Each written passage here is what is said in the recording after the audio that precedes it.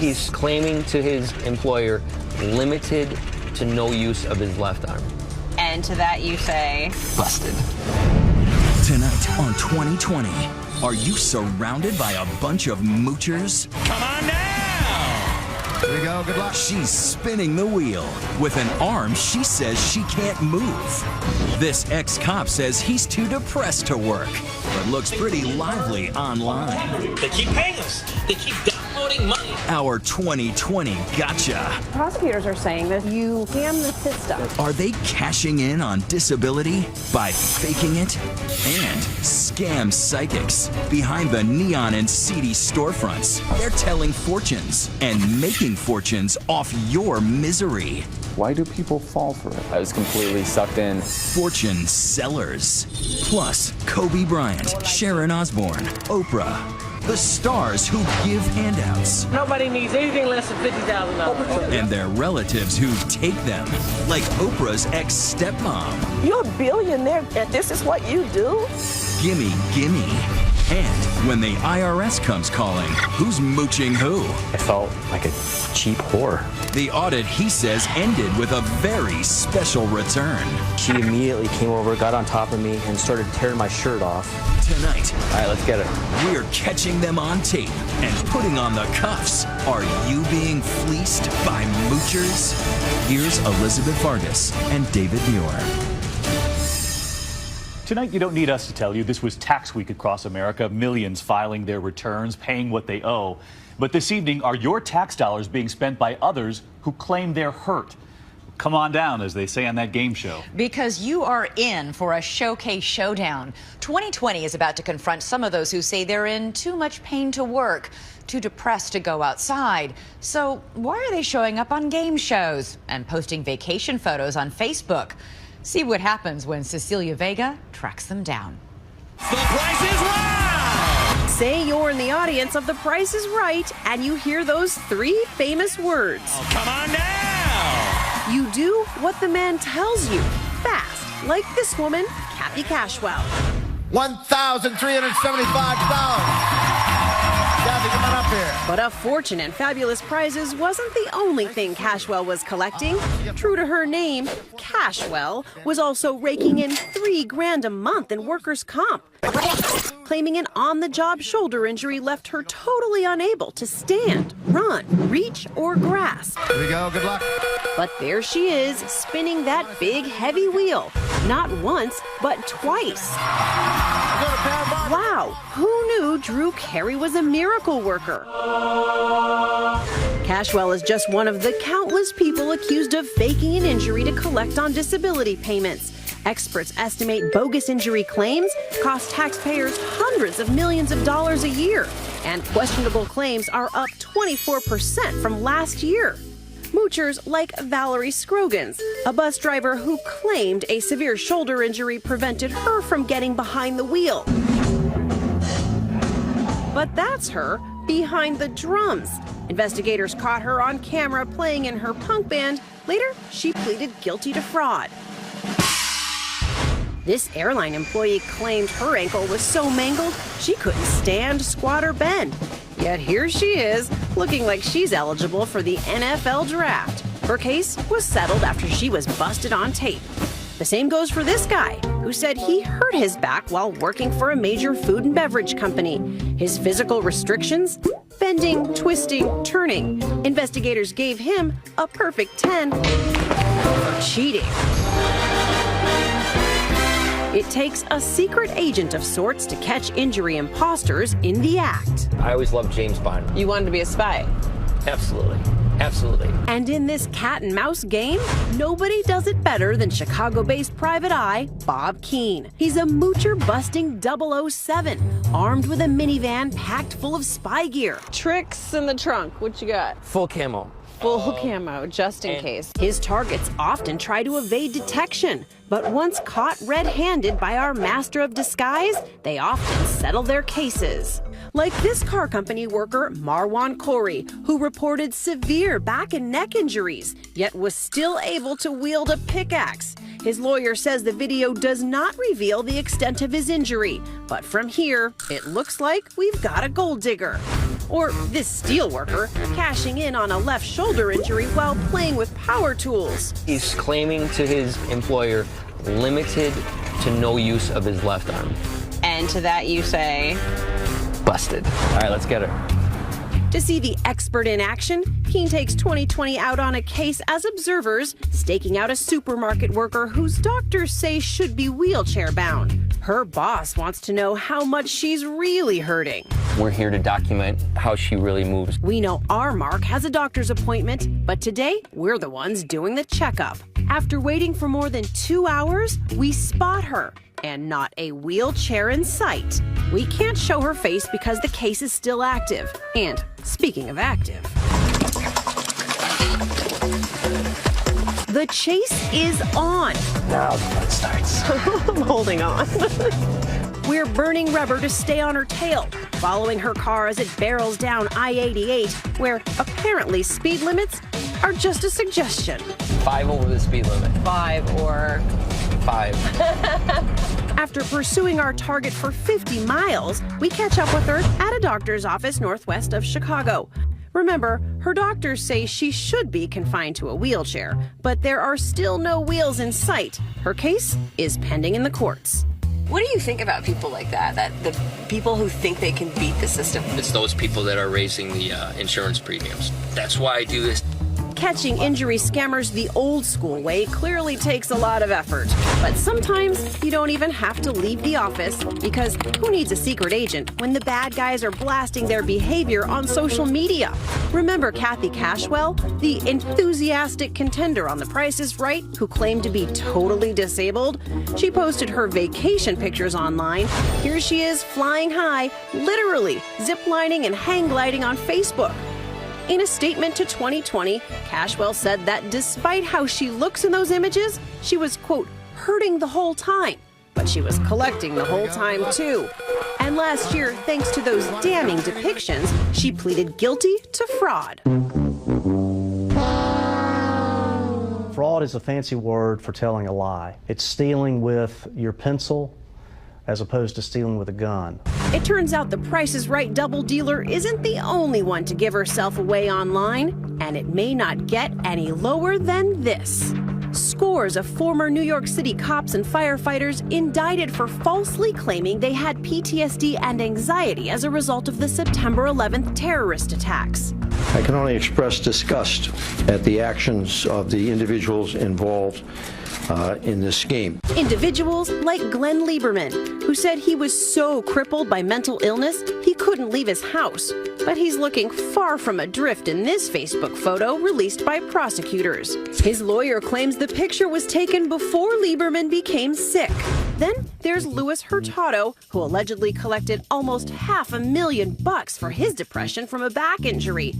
Investigators found him online, running a karate school and teaching black belt.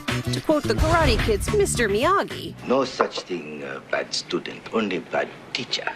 And authorities say this man, Richard Cosentino, claimed he was too depressed to go outside. That must mean he caught this giant fish in his living room?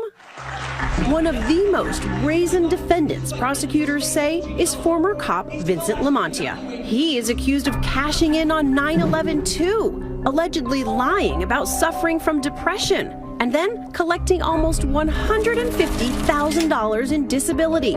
Meanwhile, prosecutors say he was living large with stolen money, taking exotic trips to places like Indonesia. And despite claiming he was too ill to work, Lamontia bragged online about the cash he was pulling in at his new job at an energy company. They keep paying us. They keep downloading money every single week. We're getting emails that say, congratulations, you have money. Hey, I'm Cecilia Vega from 2020. We wanted to ask Lamontia about his seemingly remarkable recovery. And the prosecutors are saying that essentially you're a cop who scammed the system. I'm not a cop. You were a cop at one point. Why don't you give me a quick comment and then we'll get out of your hair. I really can't. You know, they say that my hair is long, you're in it. You claim to be so mentally ill that you couldn't work, and yet you were still working on the side, basically defrauding the system. I can't hear the phone. Lamontia and the other defendants in the case all pleaded not guilty. Despite the many who have been busted trying to cash in after claiming to be hurt, there are thousands more willing to give this well-worn scheme a shot. What do you have to do in order to pull this off? The best way and only way of beating the system is completely staying in your house, not leaving for 3 to 5 years. Because anything you do outside of that, and we're there, we're gonna get it. So, what's the craziest story you've ever told to get out of work? We're live tweeting throughout tonight's show, so let us know. We promise we won't tell anybody. Use the hashtag ABC2020. When we come back here tonight, the fortune tellers who see a fortune in your pocket, but you're about to see them caught on tape, the 2020 sting, when we come back. Next. I was completely gullible. He got dealt the fool card, taken in by a fortune teller, mooching off his misery and his mother's life savings. $950,000. It's my retirement. It's gone. But 2020's about to trade her crystal ball for handcuffs. Moochers coming up. Well, get ready for another takedown now, because we all know someone who's lost a job, a home, a loved one, and who makes money off of them? Well, often the fortune tellers, some who say they can look into their crystal ball and see a brighter future for you. But are those psychics really out to make their own money at any cost? 2020 is right there as their own fortunes change. Here's John Quinones. The first time I went in there, it ran me $40. About a month after, she asked for about $30,000. How much money did you give? $27,000. $950,000. The amount of money that we're talking about is astronomical. Bob Nygaard is a former New York cop turned private investigator with a peculiar niche. He's obsessed with helping people who say they've been conned by psychics, a group much larger than anyone wants to admit. Lawyers, professional athletes, college professors, people call me from all walks of life. This sounds outlandish. Why do people fall for it? People are going through a very difficult time in their life, and they're very vulnerable. I would like to think that being an intelligent human being, that this could have never happened to me, and it did.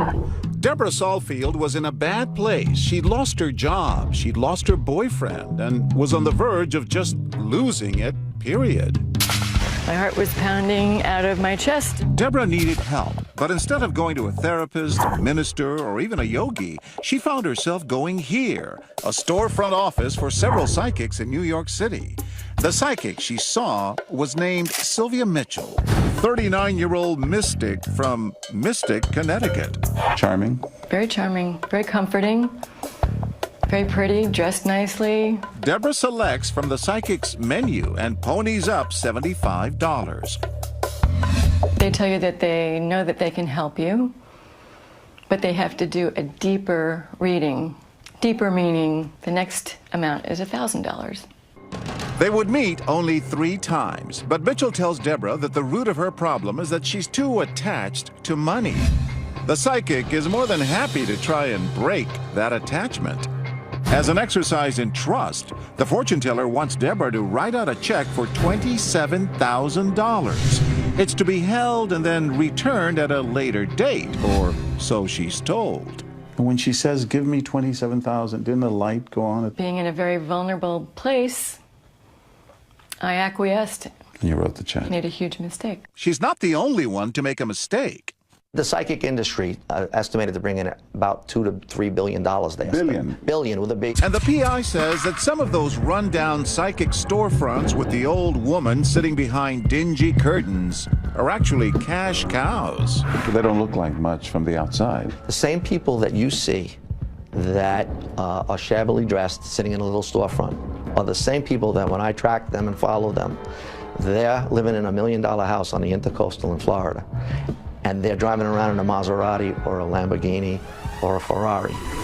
And that makes Nygaard a busy man. We're following him as he crisscrosses the country, working cases in Florida, California, and New York simultaneously.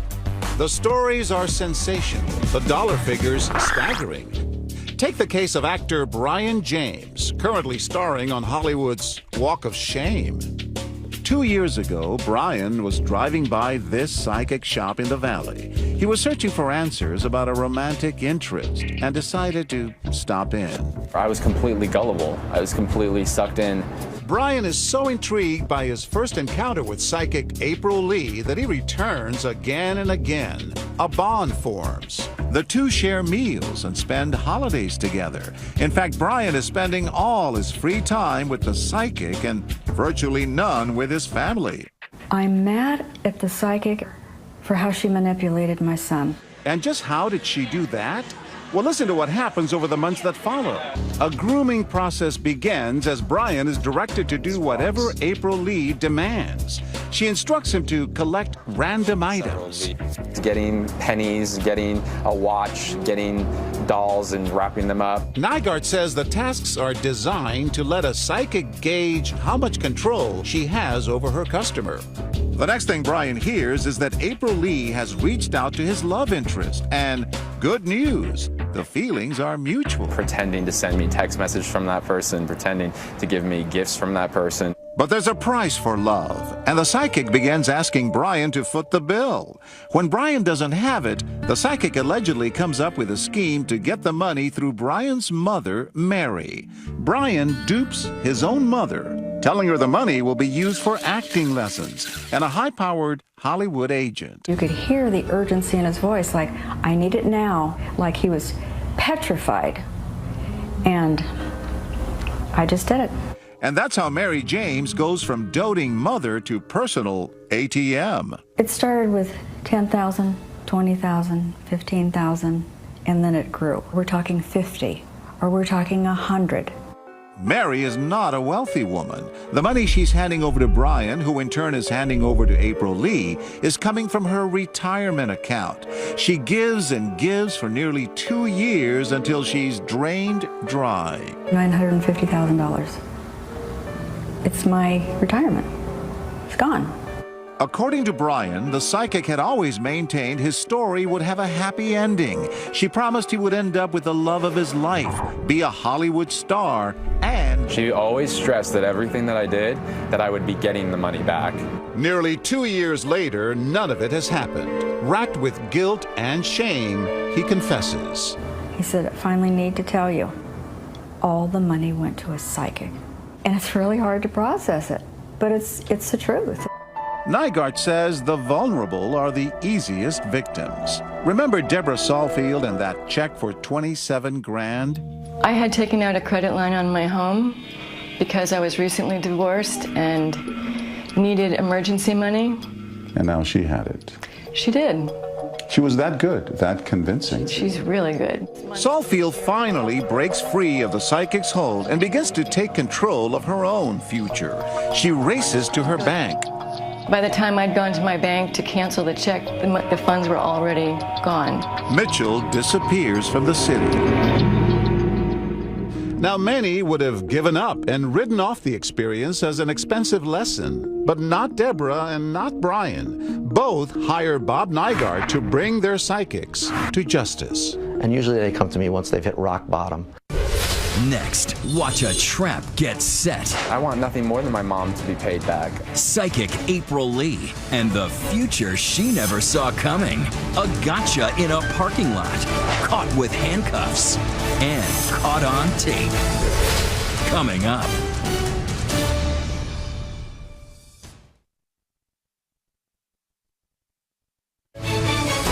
"2020 continues. Once again, John Quinones.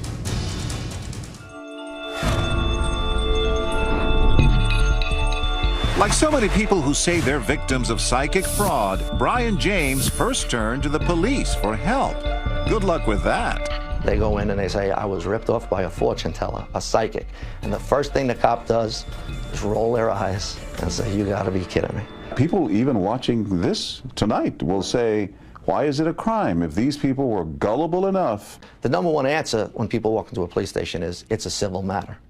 And they're told, there's the door. Again, no sympathy from police. And that's when people call Nygaard. His conversation with cops often goes like this. I say, listen, when this person first came in, you told them it was a civil matter.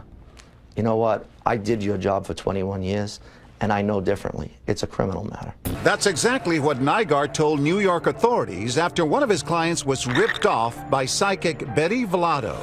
Vlado somehow convinced her victim to hand over 50 grand, including $14,000 for this crystal, which she claimed had healing powers. Vlado was convicted of grand larceny, but the shame of getting duped often leaves victims wanting to crawl under a rock. It's not about psychic ability. It's about simple theft. It's about applying the law to theft. Bob Nygaard is, in my opinion, an American hero. Deborah Saulfield hired Bob Nygaard to put the kibosh on Sylvia Mitchell's fortune-telling flim-flam. No small task. Mitchell is long gone from the plush Greenwich Village shop. It takes 7 months, but with the help of an informant, Nygaard tracks her to Connecticut, where Mitchell is arrested. It's Deborah's chance to get all her money back. But then, a stunning twist. The defense offered to give you your money back. They did. I turned it down. You could have had all your $27,000 back and walked away. That's true. Why not? Because there was another victim involved in the case, and I didn't want to let the other victim down by not testifying. If the psychic walks, Deborah is out thousands of dollars. It's a huge gamble, says Florida State's Attorney Dave Ehrenberg. These cases are difficult to prove. The jury wonders, how could anyone be fooled by this? Is there a sense, even among law enforcement, that these victims brought it upon themselves? It's my experience that jurors will think that way. But in Deborah's case, the jurors do believe her. Yes, the sad expression on Sylvia Mitchell's face indicates maybe she can see the future. Convicted of grand larceny, Mitchell is sentenced to 5 to 15 years in prison. She must also pay restitution. There's other victims that have lost far more than I have. And they've lost not only their money, they've lost their jobs, they've lost their integrity, they've lost their self-esteem. That's not easy to get back. The poster boy for low self-esteem might well be Brian James, who ruined his mother financially with his decision to repeatedly see a psychic. Remember now, she's out nearly $1 million. I want nothing more than my mom to be paid back. Nygaard says if Mary James is ever going to see a dime of her money back, the psychic, April Lee, will first need to be arrested. But there's a problem. The LAPD is not interested in taking the case. Brian went to the LAPD. He walked in, he tried to report the crime, and an officer said to him, well, I've got advice for you. Don't ever go see a psychic again. Always elusive, April Lee is finally tracked down. She's driving in style in a brand new Mercedes. We spot her again in a theme park, waiting to have lunch. Nygaard has Brian reach out to April. The psychic wants an additional $511,000 to continue removing that curse that supposedly swirls around Brian. These people, they financially exploit somebody under the guise of offering them assistance. Nygaard still needs help from law enforcement. He finds it at the DA's office in Santa Clara County. Now, our office considers this crime to be treacherous. It's time to play Sting the Psychic. The operation will be spearheaded by veteran investigator Dennis Brookins. My job as a criminal investigator is to help victims. My job is not to turn victims away. A script is written, the plot is laid out, and the young actor will now have the lead role in this very personal drama. Brian calls April and says he has the money. The transfer of more than $500,000 is supposed to take place inside an escrow office in San Jose. I came up with a plan that his mother was going to sell a piece of property and obtain the money because of the sale. But there's a snag. The defendant said that she had to stay out in the parking lot and she was going to meditate. Brian improvises. Emerging from the vehicle, he goes into the office alone. Brian says April and her husband, who's driving, think they're moments away from a huge payday. Once I knew the victim was secure with other investigators inside the building, I instructed the arrest team to come in behind their vehicle, block it so they could not leave. This video shows the moment April Lee is arrested. April looked shocked. They had no idea they were going to be arrested. They came to Santa Clara County for one reason and one reason only, and that was greed. Bail is set at $500,000 each. April's attorney says his client is innocent and calls this a civil matter. It was just really great to see Brian be able to turn the tables on the con artist. Bob Nygaard says he's recovered more than $2 million in cash and property for victims of psychic cons. But there's more to be done. He's currently working on 10 new cases. So before you pay for a peek at your future, a word of warning from those still reeling from the recent past. If anybody is feeling vulnerable, down on their luck, needy, please, please, don't go to a psychic, please. So have you ever gone to a fortune teller, or do you think you're too savvy to get sucked in? We're still live tweeting, so let us know using the hashtag ABC2020. And when we come back here tonight, 6 letters you thought you'd never hear together, IRS and SEX. The auditor looking for something else to help with that return when we come back. Next. I felt like a cheap whore. An audit he'll never forget. We finished removing my clothes, removed her clothes, things happened. But who mooched with the first move? Coming up.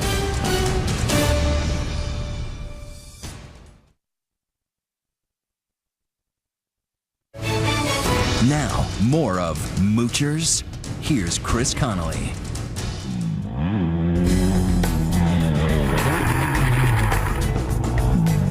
Riding through the rural Oregon landscape. Looks exhilarating, doesn't it? But up to his handlebars in a big-time brouhaha with the Internal Revenue Service, 40-year-old Vince Burrows is no easy rider. Thanks to... Whoa-oh, that summer night. Honestly, I felt like a cheap whore. After normal business hours, at 9 p.m. here in Eugene, Oregon, Vince Burrows opened his front door, he says, to Dora Abrahamson. She was an IRS agent. She was auditing him. The two had never met before. She said she was going to do my paperwork. She came up the stairs, knocked on the door. I opened the door. What he says happened next, as in immediately. You had sex. Mm-hmm. How would you characterize that sexual encounter?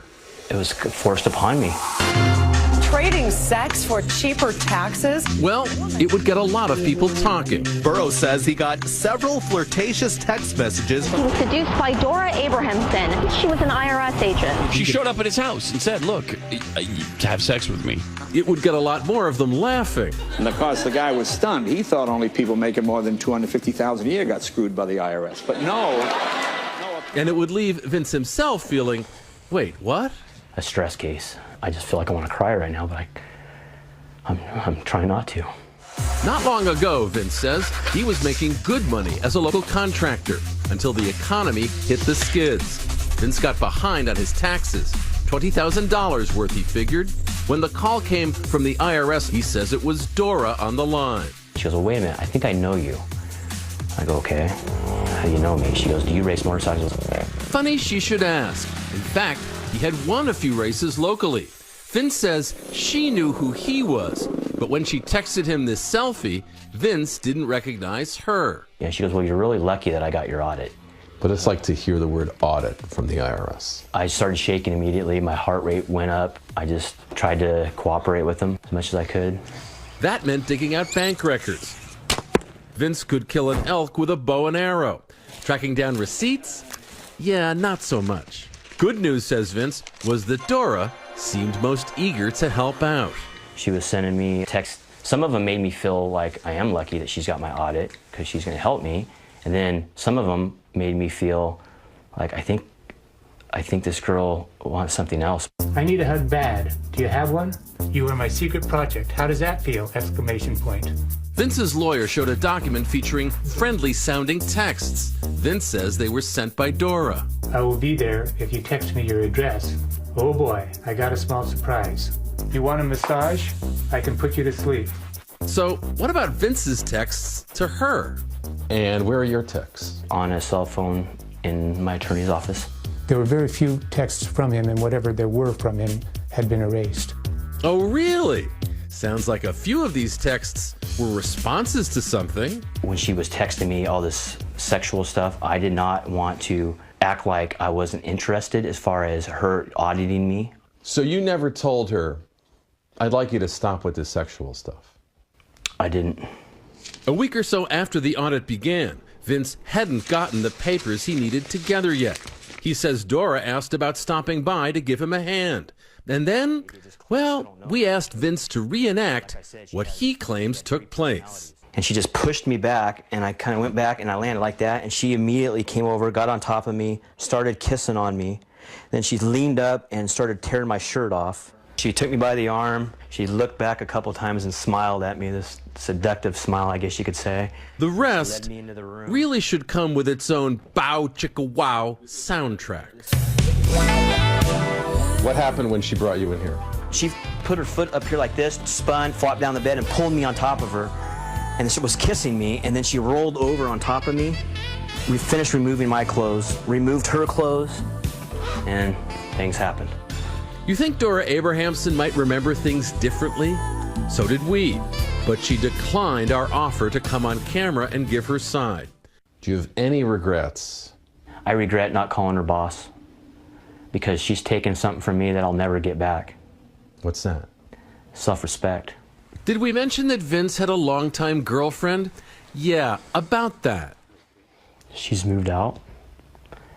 I don't know what's going to happen with the relationship. I love her so much, and I just hope she can understand. A few days after their encounter, Vince says he got another call from Dora.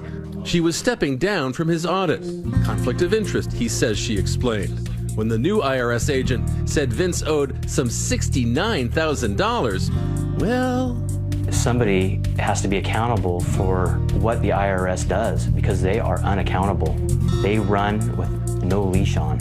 So Vince took legal action, and even though at one point he says she'd texted him this sexy self-portrait, he now had more than Dora in his sights. I'm suing Dora Abrahamson and the United States of America for sexual coercion and the violation of the Privacy Act. It was the allegations about Dora that got all those headlines. In court papers, she denied them. David Moule has spoken to her briefly since that happened. What can you tell us about what her state of mind was? She felt that her name was being smeared. In some ways, she was sympathetic. She was crying. In fact, he's considering dropping Dora from the suit. So if Vince wins, citizens could be footing the bill for the messy afterglow. I imagine the taxpayers aren't going to be happy about paying any settlement. What do you think would constitute justice in this case? Justice would be served if the government would write out a check for $100,000. You know, some people are going to be thinking, he got a free one. Not only did he get a free one, he now wants the government to pay for the free one that he got. I guess they'd have to be in my shoes. Dora is no longer with the IRS and has now been dropped from the lawsuit. The lawsuit itself has also been dismissed, although Vince Burrows continues to appeal the ruling after all this time. He's not giving up. We'll be right back. Next. Oprah loves to give, but her ex-stepmother loves to get, and she's not keeping quiet unless she gets to keep her own mansion. Just set me out now. Why shouldn't I just tell my story? Coming up.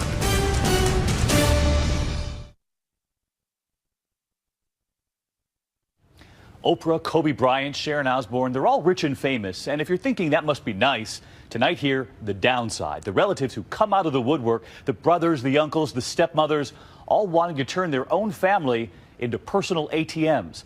Chris Conley tonight, following the money trail of the family Moochers.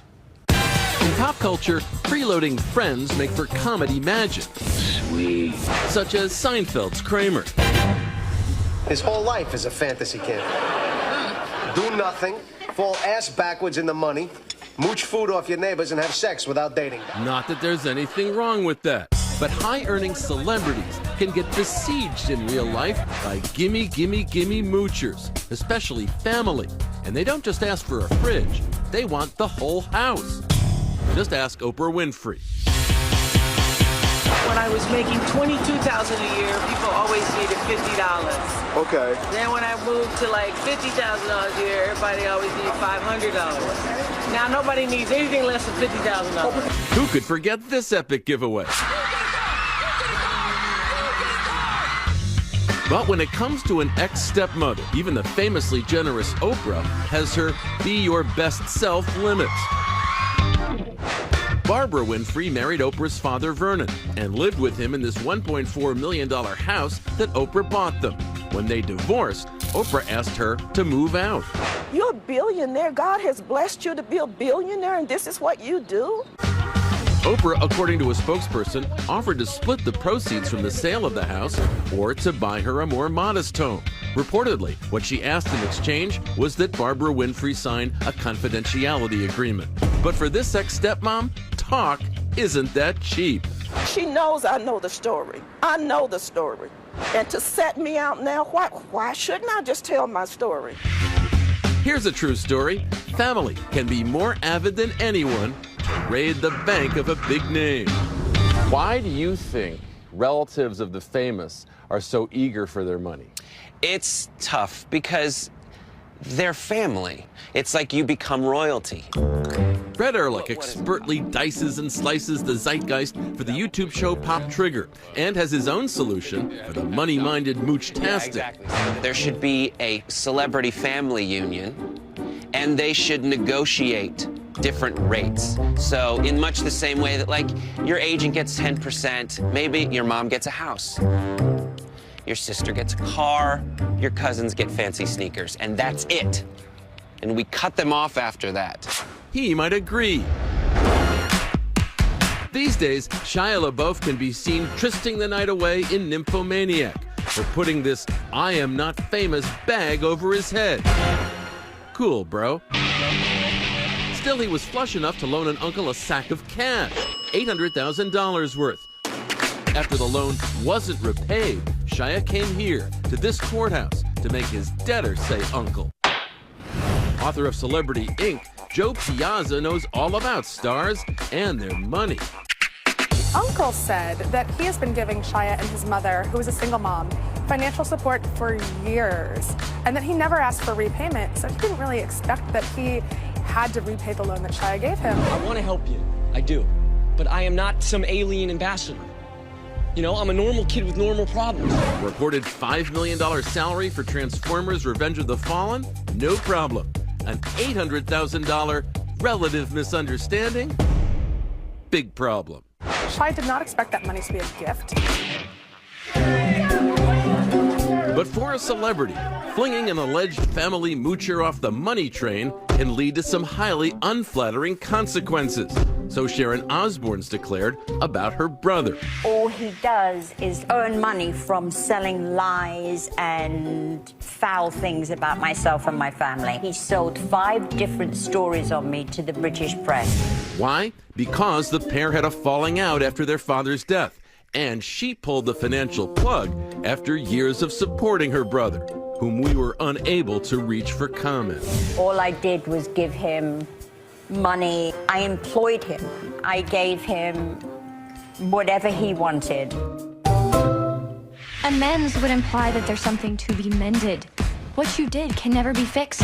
Fresh-faced and effortlessly glamorous, Gossip Girl Leighton Meester wanted to pay for her ill young brother's health care needs. Only, the actress claimed, the $7,500 a month she sent healed her mother's money cravings instead, and was allegedly used for, among other things, mom's cosmetic surgery. When the actress went to court, a judge put a new face on things, ruling that Constance Meester had zero right to mooch off her daughter's dough. There's a real sense of entitlement from the relatives of famous people. Everybody seems to think that they did a little something to contribute to that person becoming so rich and famous. And therefore they think they deserve it. There is nothing like a good lie. You lie, the person accepts it completely, and you walk away going, lie accomplished. Dane Cook could do a less than hilarious monologue about his half-brother, who wholeheartedly lived off his earnings, embezzling millions over a 4-year period, while serving as Cook's business manager. That half-brother was sentenced to no kidding time in the state pen. Some have even tried cashing in on precious rewards for a job well done. Basketball star Kobe Bryant stepped in days before his mother was to have auctioned off close to 100 items from his career. She did wind up selling a couple of Kobe's high school jerseys, a 2000 NBA All-Star ring, and an additional championship ring he'd previously given to his father. They settled their differences. His parents apologized publicly. But before that, Kobe tweeted out feelings that others in the public eye can relate to. When you give, and they take, at what point do you draw a line in the sand? And more importantly, how do you keep your mother from selling that sand? It's difficult. That's our program for tonight. Thank you so much for watching. I'm Elizabeth Vargas. And I'm David Muir. From all of us here at 2020 and ABC News, we hope you're spending the holiday weekend with your family. Good night.